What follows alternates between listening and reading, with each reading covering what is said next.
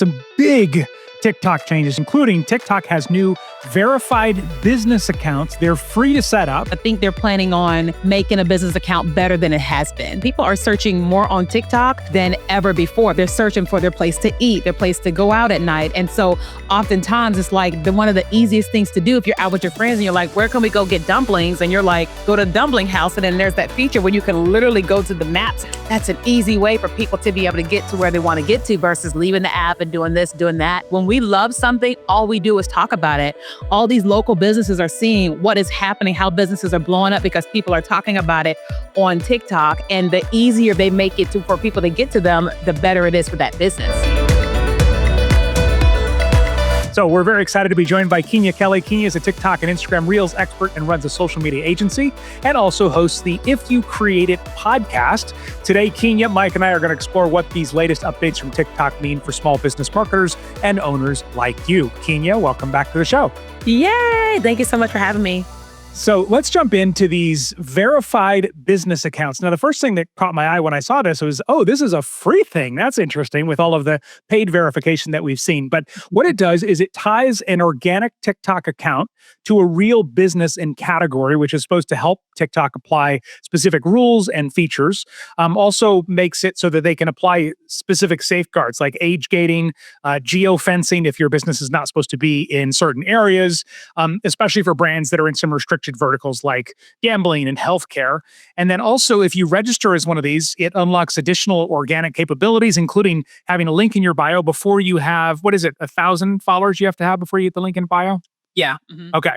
Yeah. So you would get that now instead of having to wait. Lead generation from your profile, destination downloads like for map directions, app download links, organic geo-targeting, multi-user login for account management, which is huge for agency people. So all of these different things. But Keenya, I have to ask you first, and you're obviously on Instagram as well. It's been long reported by marketers that switching to a business profile on Instagram has reduced their reach compared to like the creator and the personal profiles. So do you see this happening on TikTok? And basically, if I don't see an immediate benefit for any of those additional features, would you recommend setting this up? Yeah, so it has always been a thing on TikTok where if you switch to a business account versus a personal, you get a lot less reach. You get a lot less of those like commercial features like the audios and stuff like that.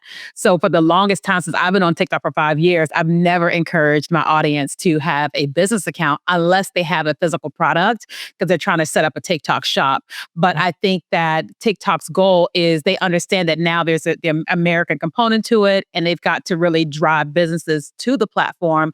So do I still think you're going to get better reach as a creator account? Yes. But do I think businesses are going to have way more features that they never had before? Yes. So if there's an essential feature, it sounds like you're thinking, it's worth it. Like, let's say people want directions, you're a local business, then that direction button alone could be well worth the reduction in reach. Yeah, exactly. Because if you think about what's happening now, like people are searching more on TikTok than ever before. They're searching for their place to eat, their place to go out at night. And so oftentimes it's like one of the easiest things to do if you're out with your friends and you're like, where can we go get dumplings? And you're like, go to Dumpling House. And then there's that feature where you can literally go to the maps and go like, and just get on. It's like, that's an easy way for people to be able to get to where they want to get to versus leaving the app and doing this, doing that. So it's definitely a good feature. Keenya, you said something kind of important that some of our audience might have missed, which is now that it's an American company, right? I mean, like, it just kind of like double down on that a little bit because there was an exchange that happened. Just give people kind of a quick update if they've not been paying attention to TikTok in a little while. Just kind of zoom in on that just a little bit more. Yeah, thank God. There is somebody upstairs. So for the last 5 years, the government has been saying TikTok is bad, you got to sell it or what have you. And then just a couple months ago, they officially signed the deal. It's Oracle and some other companies partnered together for a TikTok USA version. I think ByteDance still owns 15%, but for the most part, it's owned by an American company. And so now all of our data, everything, there's so much advertising happening right now. And they're trying to, of course, drive more American businesses to the platform right now. So just to be clear, what Jerry was talking about earlier is that on Instagram, when you upgrade to this kind of business account, you're telling me, Keenya, that you feel like you are going to get less reach? Because didn't you just say, Jerry, that you're going to get more reach in this particular situation? No, less reach if you switch to the business. And then that's what Keenya said is also true on TikTok. Mhm. Okay, so do we know this to be true, or has this just kind of been the experience? We know it to be true. So the last 5 years, I've worked with thousands of business owners, and I never have them have a business account. I always have them have a creator slash personal account, unless nowadays, if they have products in TikTok Shop, then you must have a business account in order to sell on TikTok Shop. If you want to collect leads through their lead form, you have to have a business account. So does this mean that for those people that are already on TikTok and they maybe want to have a business account tied to their personal account somehow, some way? I mean, what's the use case, I guess, is where I'm getting at here. I mean, I don't know why would you do this? I think because I think what TikTok is planning on doing is I think they're planning on making a business account better than it has been because there already is the how we feel about switching to a business account. We don't want to do it, and so TikTok's job is to make it way more appealing to why someone would do it. So I think that if I had to guess, I don't know if it's to be true. I think they're going to help the algorithm from not allowing people to get as much reach, which would entice them to have a business account there. Right now, that's still not the case. But I think that the goal is to entice them to do that because they've got to have more advertisers, so on and so on. Okay. Well, and to what you said, Kenya, people are going on there to search for dumplings or whatever else it might be. So it almost feels like this is your Yelp listing, this is your Google business listing. Is that how you see it? Oh yeah, absolutely. I mean, because I didn't realize the power of geo targeting on TikTok until I moved back to Houston from San Diego and built a massive Houston community just by tagging. And so I could see why a local business who never used to advertise on TikTok, why they would have this business account there to have all these features. Because when we love something, all we do is talk about it. All these local businesses are seeing what is happening, how businesses are blowing up because people are talking about it on TikTok, and the easier they make it for people to get to them, the better it is for that business. So you've spoken at Social Media Marketing World many times. You're a listener of the show. I would love to know I'm going to recap the features here that you get with this account. I would love to know which ones you think our audience would benefit most from. So one of them was the link in bio without having to have the 1,000 followers. Another one was lead generation from your profile, which I assume is maybe a built-in form. Is that, Yeah. I haven't seen it in action, but is that what that is? Yeah, it's called Service Plus. So there's two versions of Service Plus. One version of Service Plus is if you have a business account and you are doing live streams, there's a little box that pops up. And then let's just say someone wants to join a challenge or something that I'm doing. If there's a box that pops up that says, hey, if you want to join my challenge, just put your name and email address in. Well, but it's going to auto populate them. So if you have that Service Plus feature, it's going to auto populate them into the form. And they're also making it easier to be able to export those people. That's the business account Service Plus.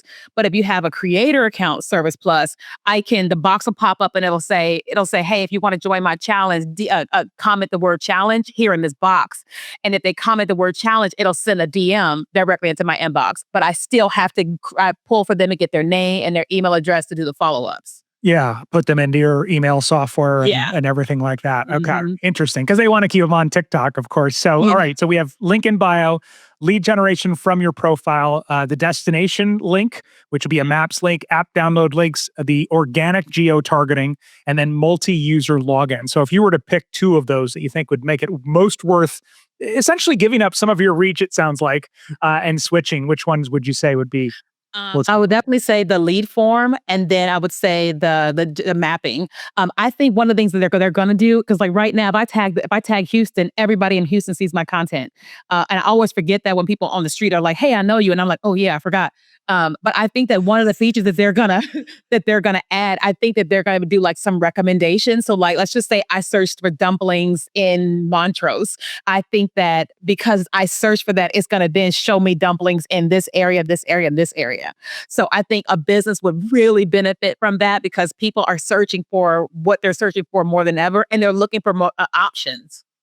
Yeah. And one of the features too, it said was by setting this up, then you're less likely to get in trouble by having alcohol content reach somebody under 21 or healthcare, some of these different industries. And I remember when I worked at an agency, like we had to watch all of this stuff like a hawk on all of the platforms. So Do you think, just in your, vast experience on TikTok, do you think some of these highly regulated industries have more freedom organically on TikTok compared to other platforms? And will this make this better or potentially worse? I don't think that they have more freedom right now because I think that Okay. TikTok has been under such scrutiny by the United States government that they Fair. had to like restrict like crazily heavily down. But I think that now they are going to, with this new business feature, it's going to allow businesses, breweries, bars, or whatever, to be able to market in a way because that content will not reach people that are underage because they're gonna when they're creating these profiles, like this is for this particular age demographic. And I think that there's going to help with pushing that content. Like for me, if I do a live stream, nobody under 18 can come into my live stream because I literally have turned that on. And I think that's going to help business to be able to market all the things they want to market when you can't market to kids. Yeah. Yeah. Okay. So social media has always been known, I think there's still some small businesses that still have this reluctance to put too much time into it because it's like, well, it reaches people everywhere and I'm just a local business. Like, I don't know about the two of you. I assume you also hear that objection quite a bit from certain audiences. So this next TikTok feature, I was playing with it a little before we came on, and I think it's going to be pretty astonishing what it could do for local businesses. So they're calling it the local feed, and the goal is to boost neighborhood discovery. And we're back to the dumplings again, like Kenya was talking about. Yeah. But basically, like, you have a For You tab, you have a STEM tab, and those different tabs at the top of TikTok. Now there's going to be one that's just called local, and it's supposed to be all nearby content, businesses, and events based on your user location, content topic, and recency. So I want to share in a second what I saw on there because it wasn't exactly my dream, but I can see the potential. But tell me your initial reaction to a feature like this, Kenya.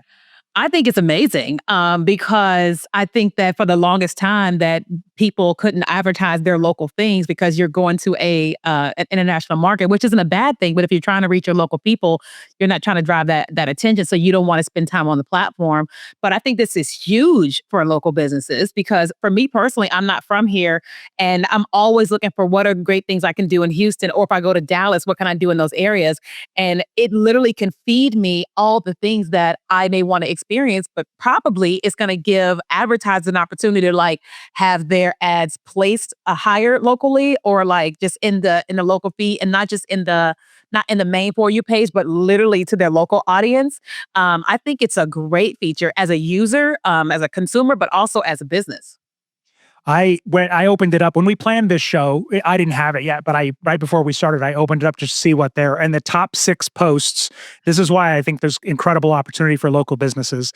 The top 6 posts, 3 of them were about Costco, not a local business, and but maybe they must have been tagged somewhere locally. I'm assuming 2 of them were from real estate agents. So there is potential now. Full disclosure, I live in an area outside of Tucson, Arizona. It's not a giant, massive city. It's not like being in Houston or Nashville or New York City or anything like that. But I do think it sounds like there's a lot of potential here for local businesses to capitalize, just like when any new feature comes out. Yeah, I think it's gonna be massive. Like I am really excited for the local businesses because I know the power of TikTok. So many businesses, their lives have changed because somebody came into their restaurant, somebody bought a cookie, somebody bought a croissant, and it sent the whole city into that area. And they haven't been able to capitalize on it the way that they could. But now they don't have to rely on somebody coming in from outside. They can be doing their own thing, their own influencers from their bars or restaurants or local influencers to really help them drive traffic to their events or nonprofit things or whatever it is that they're doing locally. I have a couple questions about this. This isn't turned off by default, right? So like, how does TikTok get people to turn the darn thing on? Because if you don't know that it exists, then what good is it? You understand what I'm saying? Like, do they intentionally? I don't know. How's that going to work? What's your thoughts on that, Keenya? Yeah, so TikTok is very smart, and I like to credit myself for some of this just because I had a call with them. One of the things that TikTok was trying to do was they were trying to figure out how to get people to check on the things we're trying to get them to check onto. And they brought me on a call, and I said, well, why don't you make it to where the notification does not go away until they open it? And so now what happens is that when TikTok has this new feature enabled, they alert you every time there's something new, that thing comes out to you and you cannot get that notification to move. It will not move until you open it, they also send way more emails. Like right now, they've been really trying to capture people's email addresses, and they're sending out notifications on your page. So if they're trying to highlight something on the feed, those ads will run in your feed and you can't get past them. So like there's this new thing now where if you run an ad on TikTok, and depends on, I think it's the level of pay, but if you try to scroll away from it, it won't move for like 3 or 4 seconds. And it just stays there and then it'll go after like 4 or 5 seconds. And I think that TikTok's going to be doing more of that when it comes to them trying to get businesses to utilize these different features, but they literally alert you of it. They don't automatically turn it on for you, but they alert you of it. Or sometimes they say new feature is available once you do an update, but most times they give you the opportunity to add it on. I wonder if it could be smart enough to say, hey, you seem to be interested in local content. Do you want to toggle this feature on? Right. Because if they're noticing that you're searching for restaurants or whatever in your area, that'd be kind of cool. And maybe you only want it on for a period of time too, right? Let's say you're visiting Anaheim, California for a social media marketing role. And keep it on for a week, right? I mean, Yeah. that would be kind of interesting. Well, I wouldn't be surprised if they do that because that is a feature with TikTok Shop now. So if I do a video and I'm talking about this e.l.f. lipstick, right? It's sensitive. It knows I'm talking about this e.l.f. lipstick. And when I go to put in my caption, you will see product and it's asking me, do you want to tag that product in TikTok Shop? So I would not be surprised if it's going to give that same feature to local businesses to say, do you want to tag this particular area? Because that's like anytime I post content, I can see it says locations. Do you want to tag where you are in Houston? It's like automatic, it's there. And I click local Houston, or I click local San Diego. It's interesting you brought that up, Anaheim. Mike, the privacy thing, because I don't think I opted in. And so now I'm wondering, because I remember reading it originally, but 20 minutes before the show, I said, I was reviewing the notes. I was like, let me see if I have this there. And there it is. Now, one thing that they have said, it's not supposed to be on like automatically, and it's going to be rolling out gradually across the US. And whether you have it or not will depend on whether or not you have given TikTok access to your precise location. And I tried to find that in my settings. I wasn't able to find it right away, but maybe I don't have a precise location. That's why it was half Costco and half houses in Phoenix. But they do say that, when it's off, TikTok will not collect that precise GPS location. So they are obviously trusting the privacy, which is a big thing. And I think it's important with new ownership. But I want to ask you, Keenya, like based on your knowledge of the TikTok algorithm, like what's the best way to let TikTok know, hey, this is where my content belongs? Like, is it a location sticker? Is it verbally saying the name of the place that you're in, neighborhoods, streets, all of the above? Yeah. So I feel like, because when I moved back to Houston, I was like, I want to build a community. So I created a new account on TikTok, and I was like, well, let me just start tagging Houston in my content as I tagged the Houston location. Then I started saying Houston, Texas as text on screen. Also was just saying Houston. But in addition to that, because you have the limit of 5 hashtags, I was using Houston hashtags, like my area is called Montrose or maybe the Woodlands. And what I found is that literally everybody that is watching my content when it's about Houston is in Houston. And I know that because I created one video talking about this area called Sugarland. And it was a really funny video about people who won't get outside because they live in Sugarland. And I just put hashtag Sugarland. Everyone that was commenting lived in Sugarland. And I was like, oh my God. So it's like, eventually it starts to learn who you are. But if you really want to do it, tag the location, use 1 or 2 hashtags, and then text on screen. Hashtags. Like, are you telling me hashtags are still alive and well? Oh yeah, live and kicking. Because they're not on the other platforms, is my understanding, right, Jer? Yeah. Isn't that true? Yeah, Instagram was sort of the last one where they were sort of relevant, and even Instagram has been limiting now. I think we're down to 4 or 5 that you're allowed to have. They got that Some from people TikTok. do. Or TikTok went down to 5, and then Instagram went down to 5, which is smart. Yeah. Yeah. So they said, one of the things that they said was this local feed algorithm is going to choose content partially based on recency. So if a local business or marketer is listening to this and like, okay, we're going to get on in this, how often do you think they need to post so that they always feel like they have something recent available? Like, is once a week enough? Yeah. So one of the things I always tell people is that we oftentimes feel the pressure to post a lot, whether it's on TikTok, Instagram, or wherever. But we have to get into a regular rhythm, right? And I tell every business owner, focus on one great piece of content per week. And that content you're putting out, and you're also engaging on the platform. So don't just post and go. So if you're going to do once a week, post that great content, respond to people on comments, go to and actually talk to people in different, on different pages and stuff like that. And if you can get to 2 a week, if you can get to once a day, that's great. But minimum, that one piece once a week is recency enough. But they do want to see you actively on the platform. They do want to see you actively commenting back to your people. They do want to see you talking to other people on different accounts and stuff. And it also benefits you anyway as a business because you're all in the comments. That's like, have you guys familiar with the Dr. Pepper thing? Yeah, so there's a girl who just loves Dr. Pepper, and she makes jingles, and she has her whole life. And one day she got on and was like, "Dr. Pepper, I wrote a song for you. Dr. Pepper, baby, it's good and nice. Do do do." And that's what she did, right? And in the whole world, all these people that make music started making actual jingles out of this sound. Photographers and editors started making actual commercials out of this sound. As a result, she's got the biggest commercial where they actually redid the jingle. Then she got a deal with Vita Coco. They took her to the Super Bowl, Hyundai, all of them, all because of that. Huh.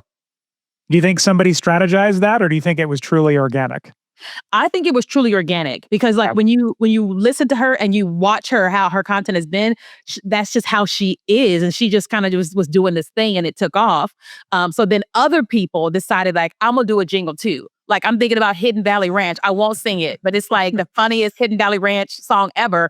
She got picked up. Vaseline. All these people are now they're doing it on purpose. But the brands, if a brand is only there once a week posting one piece of content, but they're actively engaging on the platform, it changes everything, for them. Like what was that? I think it was JetBlue. Nothing beats a JetBlue holiday. You remember that? Y'all know that sound?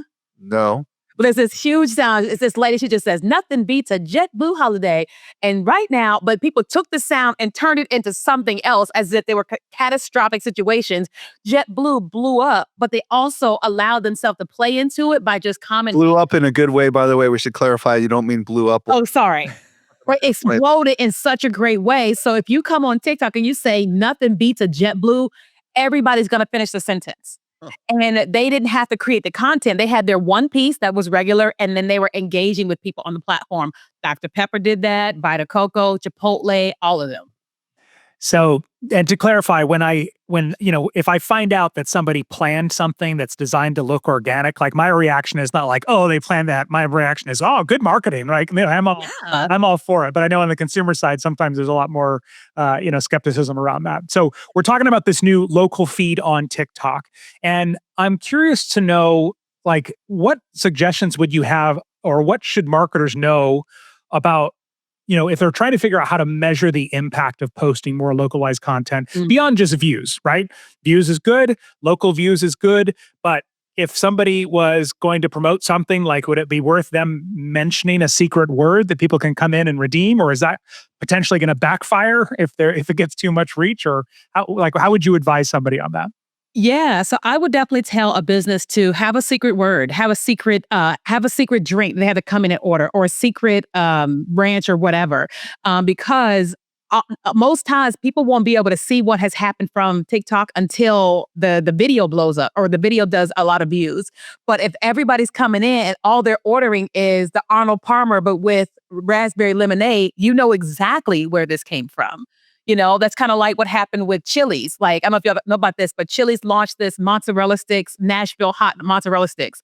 I don't like mozzarella sticks. I don't like cheese like that. But somebody went to Chili's and got their, it's called the triple dipper, multiple items. And they were like showcasing the mozzarella sticks, and the cheese, it just pulled out.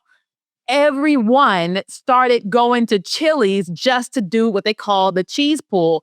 Chili's didn't even have an account on TikTok. So they knew what happened when everybody was coming in to get the mozzarella sticks. And so eventually some of the local branches started creating accounts on TikTok, and they're all doing this cheese pull thing, changed their life forever. Have it to McDonald's too. So we've got this local feed now, and you're saying mention locations, tag locations. Should non-local businesses consider tagging locations in their content? Yeah. So if you're trying to get people in a certain location, yes. But if you're not focused on a specific location, I wouldn't do that, because you're telling you're telling TikTok this is who we are and who we're targeting. So I wouldn't do that. Like I don't tag Houston in my main TikTok account. I do it in my fun influencer account because I want to reach everybody on that account. But what if you're at an event, right? Like a huge event like South by Southwest or something like that. That's where you would do something like that, right? Oh, yeah, for sure. So, like, when I start posting content on TikTok, when I'm at Social Media Marketing World, I will tag Anaheim. When I'm at Disney out there, I will tag Disney Anaheim, and it will reach people in that particular area. Perfect. Okay. All right. So obviously, all of the platforms have been rolling out new AI tools, and TikTok Shop is no exception. And I want to just go through these one by one, Kenya, and get your reaction and thoughts to each one of these. So the first thing is the ability to have AI dubbing, so you can make faster videos by generating scripts, voices, and lip sync narration from product info. You can use generic voices or a synthetic version of your own voice if you are the business owner or the face of the business or anything like that. And so basically the way it works is you upload a short product video and you select your product, and I guess it'll give you a script, you review it, then you say use my voice or use a synthetic voice, and then start lip sync, and off it goes. hmm I think it's amazing. I think that it is a really creative way for businesses and brands to create content promoting their products and services. I think it's also a really smart part on TikTok's part of getting product-based businesses to create content because not everybody has someone to film, not everybody understands influencers or UGC content creation, but if I have this water bottle and a series of them and all I have to do is do the script and the product and what AI is able to do, I will post content every single day. And then I will run those as ads as a business because I'm like, I don't have to do as much work that I used to. Well, and I might be getting this mixed up, but I'm pretty sure that the parent company that originally founded TikTok has some incredible AI technology that they have come out with. I think it's called See dance. Dance. Yeah, exactly. So my guess is they're applying this technology here. Is that what's going on, Kenya? I think so. I saw it come out, so I downloaded it, but I haven't played with it yet. But yeah, I really think so. Like I've seen so many AI videos on TikTok of product-based business. So I saw someone promoting like a lip balm, and the video was great. It was so good. And at the bottom it said, "This is AI generated." I could not believe it, but it was all done on the TikTok app. So good. Wow. And they're investing so much in TikTok Shop right now. So the next one, it basically, if you have, clothing or anything like that, no models, no problem. Basically, you can take your product photos and they'll turn them into shoppable videos with AI, with natural voiceovers. I'm assuming this is how they're limiting the use of the AI. You can have 45 new poses daily and 20 new templates weekly. And right now, this is available for menswear and women's wear when you go in and set this up, just from taking your product videos, and they'll turn them into these things with models. Yeah, and it's really cool. Like I saw a video of a girl with freckles that in AI. I mean, it was done very nicely, and I think that it's smart on the business's part because one, they don't have to have the models, but also if it's in TikTok Shop and if they two things, if they're using TikTok Shop fulfillment, then they don't have to do fulfilling because TikTok has that new fulfillment center that they open. But also TikTok makes money every time you're selling a product, so it's in their best interest to let you do as many videos as possible so you can advertise your products because TikTok makes their piece and then you make a significant amount over that. Uh, I guess the natural question is, where do we get to try around with these tools? I mean, it sounds like these are all ad related tools. Is that correct or not correct? Like, where can we mess around with this? Do you know? Can you? They're all business related tools. So you just have to have a business account on TikTok. And anybody can do that. You can literally create a brand new account on TikTok, choose business account, and then you'll see what they give you access to. But also they have like I think it's TikTok newsroom. You can kind of see them playing around with the different things. But most times all the features roll out at different times. So I don't think that every company that has clothing in TikTok Shop has it right now. I think they're definitely testing a few people here and there, and then it'll continue to like go out. Like the local feed, I don't have that. Jerry has it. But like, yeah. Okay, so this is really intriguing because anybody who listens to my other show, AI Explored, knows that a lot of these features and functionalities, like the concept of an AI model, that's not a real human. There's tools out there you can use, like Midjourney, for example, Mhm. and the idea of AI actors which is not something we're talking about here, but we're kind of implying a little bit, is coming. And it's kind of fascinating to think that anybody who has a product but does not feel comfortable enough creating professional photo shots or even professional hiring actors and stuff like that or models can now do this stuff. Like the barriers to actually taking your product to market now have greatly been removed, and it's pretty fascinating, isn't it? Yeah, absolutely. And even if a company does have access to it, it's cutting their marketing like spending way down because like now you can use, I mean, it sounds bad for the person that was getting paid for it, but it's also like the company doesn't have to spend all that money anymore because they're literally able to do a lot of that on the inside of TikTok. That's incredible. So let me ask you this, because while we're on this topic, are there any other generative AI tools that you are using on TikTok yourself right now that we should be thinking about? That's like something that most people probably already have and may not even know is there because they're still following the same routine they were a year ago. I don't think so. I'm not right now. I'm learning more of their AI tools. I haven't really done a whole lot with them, but with this new update, I'm creating a new business account just so I can play with all the different features. But there isn't anything I'm personally doing because I'm doing the creator account more than the business account.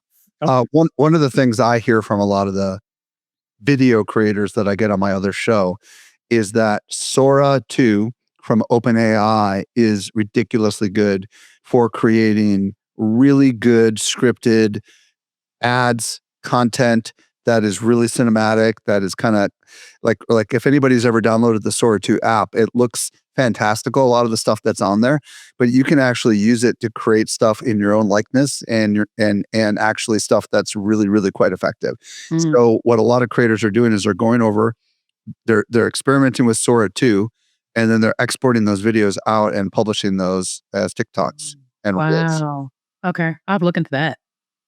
Yeah, that's an extra step, but it'll probably, it'll all be integrated soon enough, most likely. Yeah, So exactly.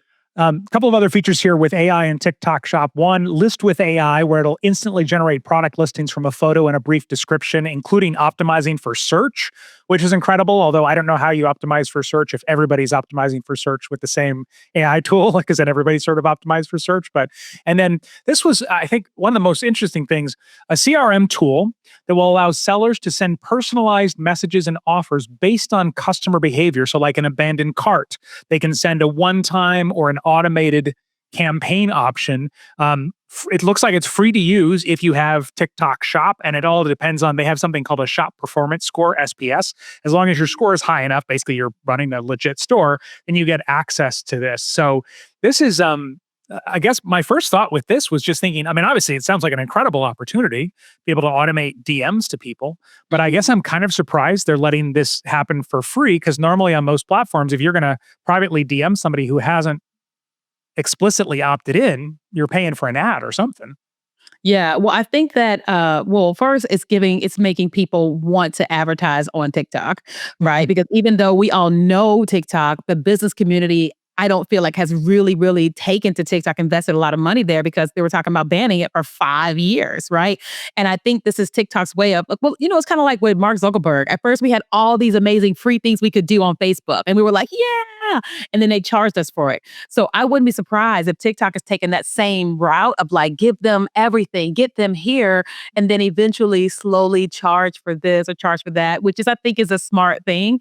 But also, every time a sale is made on TikTok Shop, TikTok gets a percentage. It's small, but they get a percentage of everything. And the more people that they're able to get out of the abandoned carts, which we all love and then Shopify loves, TikTok is like, well, they're already doing it here, here, and here. We should do that as well. And I guarantee you, all the sellers have been having conversations with TikTok saying, hey, here is what we need. Like, I just got a message from TikTok, I think it was last week, and they emailed me and was like, hey, we know you're a course creator. What are some of the things that we're missing for course creators? And I was just like telling them all the things that we need. And, like, y'all want to take 50%, and you need to take 20. You can't take 50. And so, like, having all the conversations, they're making all these right changes. So I think a lot of the stuff that we're seeing is coming from the sellers. It's coming from the business owners that TikTok is saying, okay, let's adopt that. But I don't think they wanted to put all that investment in until they knew that they could operate in America, because America is one of the biggest markets for TikTok. And now they're like, go time. So that's why we're seeing this big influx of features, you feel like, is because of the transition. Oh yeah, I've been like I'm not obviously I'm a new quote unquote marketer, but I've been just watching it for the last 5 years. I was like, the DMs are gonna open, chatbots gonna happen. I'm like, because it doesn't make sense for them not to have all these things that all the other platforms have. Because how are you gonna compete if they all have these features that you don't have? And so TikTok's job is to keep a stake in the marketplace, but you can't if business owners are not having the success they want to have. Like I feel like TikTok exploded because of COVID, but they weren't ready for it because nobody was. And they weren't ready for the business owners to come there. But we all showed up there and they had to like hurry and change so many things about their business and their model that, it seems like they're doing a lot right now. But the truth is, I think that they've been trying to build this for a while and then launched out when the time was right. Yeah. Now, one friction point I know for a lot of marketers and business owners is still getting into that world of working with influencers to help spread the word about their messages. And you shared some incredible examples, some of them organic as we've talked today, Keenya. But another thing they've added is what they're calling creator picks. So you can find affiliates. So basically, it will highlight high performing creators recommended by TikTok Shop. So if you are selling in TikTok Shop, it'll basically sort of endorse qualified affiliate partners. This is really neat. And I don't feel like we've seen anything like this on any other platform. There's been more matching that's happened on like YouTube has a platform where you can, brand connect where you can connect with Yeah. people. But this will be really interesting to see where this goes. Do you feel like this is going to lower the barrier for affiliate marketing or influencer marketing? I think it's already been happening, but I think they're just now talking about it in the public because over the last a year, 2 years, you've got TikTok Shop creators, and that this is all they do for work, and they're making millions of dollars for the businesses and for themselves. And they have ranks now, so it's like you can't see their rank, but in the back end, there's a ranking for how well this person does with their content, how well the seller does, and I think that businesses have already been able to like capitalize on, okay, this creator sells this much, and they're already sending products to those particular people. I just think that now they're going to broaden it out even more because there's way more people now that are TikTok Shop affiliate creators on the platform. So again, I think it's TikTok's way of saying, all right, more businesses bring your products to the platform. And we've got this database of creators who are rock stars and you got to pay them a little bit more percentage, but this is their results that they get and all that. Well, and the AI is going to know if you bought likes or bought follows or the comments are, AI generated. Like it's going to know better than anybody or Yeah, but here's the deal. It's not even about that. It's not about the likes or any of that. It's all about like what they call a GMV or something like that. I'm not a big creator, TikTok Shop creator, but it's like if I get this thing from the TikTok Shop for free as a sample and I'm promoting it on the back end of my account, I can see how many views I got to this, how many sales I got for this, and so can TikTok and TikTok Shop. And so when they're looking at, she sells out everything she gets, or this is the number she gets. I think that's how they're ranking people. And then when they go to the brand, they're like, this person, like 9 times out of 10, does X, Y, and Z. It's nothing about views. It's all about the sales that are happening on the back end for that creator. I like that. Yeah, GMV is gross merchandise value. That's Yeah. the abbreviation they use for that. So basically, how many sales did you get? So wow, that's really powerful. So all of these new AI tools, but TikTok is also like all of the platforms cracking down on AI to make sure that people are not misusing it or misleading people. So already now TikTok requires people to label realistic AI generated content. But they've also got these behind the scenes tools to identify AI content. And I thought this was interesting. We all know AI content is exploding and AI is exploding everywhere, but it said over 1.3 billion videos have already been labeled using existing detection and creator tools so far.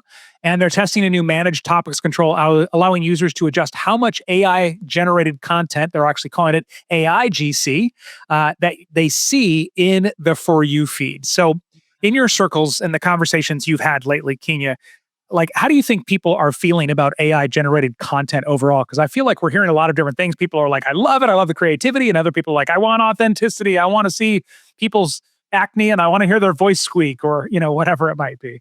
Yeah, I think it's up and up. I think that there's some of us that we just love what AI is doing and what it can do, and we're fascinated by these videos. But I think that some people are in fear of it.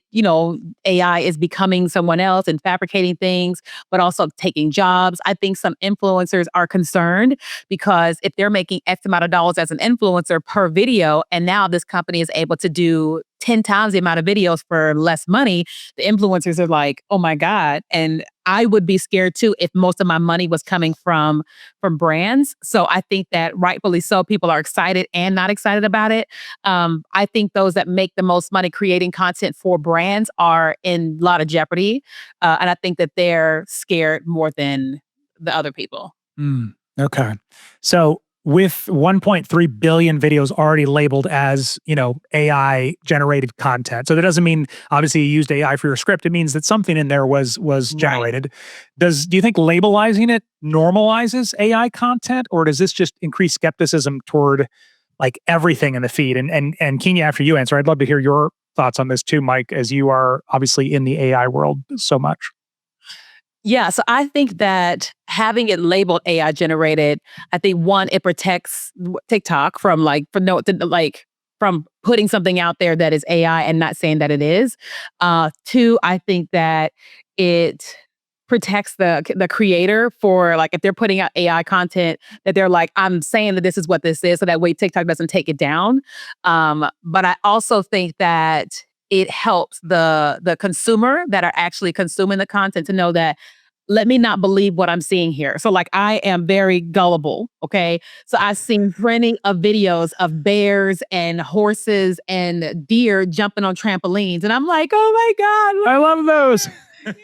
and I'm like, "Oh, it's AI generated." And I'm like, because I'm can be very gullible. So I think that it helps with that. And I think it also helps because you've got very impressionable people, not just kids, but impressionable people. And if they see something, they will typically believe what it is that they're seeing and think the whole world is ending. But with the detection of that this is AI, I think it helps with the legitimacy of things in a sense, but also I think it protects a lot of people too. Yeah. Mike? Yeah, it is a really interesting quandary because on the one hand, I believe that almost all creators, if they're not already using AI to assist them, they will be very soon Yes. because it's becoming easier, incrementally easier to edit, to add B-roll, to do all sorts of fascinating things. So I guess the real question is what kind of content are we talking about, right? Like if there's a video of Kenya and it's a digital version of Kenya, is that going to be labeled as AI? Or is it more the sensational stuff that's designed to get shares and all that kind of stuff? So I would imagine it is kind of one of those like slippery slopes. And I know a lot of the models like Sora and Google's VO3 do watermark with a synthetic ID Mhm. that kind of signals that it's AI generated. But I can't speak for the stuff coming overseas Mhm. from Asia, for example, like the sea dance one we were talking about. So what we don't know is really what is real and what is not real. So on the one hand, I absolutely like the idea of like, like some sort of meter that says generated by AI, highly likely, versus AI enhanced. I mean, that would be Yeah. really interesting, like because I kind of Mhm. feel like everyone's going to be using AI to enhance their videos. Agree. Yeah. Well, and those watermarks too. I mean, for the majority of the population, they're not even going to notice that or even know to look for it, right? They're not in our world where we're like, "Oh, we see that, and why is that thing on my video?" Or whatever it might Well, be. and the watermarks aren't even sometimes visible; they're like underneath in the code. Correct. Yeah. Yeah. Yeah. Well, this will be very, very interesting. On YouTube right now, you are asked if something was AI generated in a misleading way, but it's still not a required question. But I do think we're going to get to the point where it's just going to be required. You're expected to answer every time. And it's going to be one of those things there. If the automated detection flags you later, you might get in trouble for that and get shut Yeah, down or banned for a bit. I think so too. So you might as well just click on the label. Yeah. Yeah. Just be upfront about it. All right. Kenya, Mhm. this has been a really fascinating conversation. Thank you for joining us today. If people want to explore working with you, where do you want to send them if they want to connect with you on the socials? What's the best place to find you? Yeah, first things first, meet me in Anaheim at Social Media Marketing World. That's first. But also, I'm on all social media platforms under Keenya Kelly. And then my website is Keenya Kelly. Keenya and Jerry, thanks for an absolutely fascinating show today. And folks, if you missed anything, we took all the notes for you over at socialmediaexaminer.com/710. It's hard to believe we've had 710 weeks of this show. If you're new to the show, follow us on whatever podcast platform you're listening on. And if you've been a listener for a little while, we would love a review. And do check out the other show that we publish called the AI Explored Podcast. This brings us to the end of the Social Media Marketing Podcast. I am your host, Michael Stelzner. I was joined today by Jerry Potter as my co-host, and I'll be back with you next week. I hope you make the best out of your day, and may your marketing keep evolving.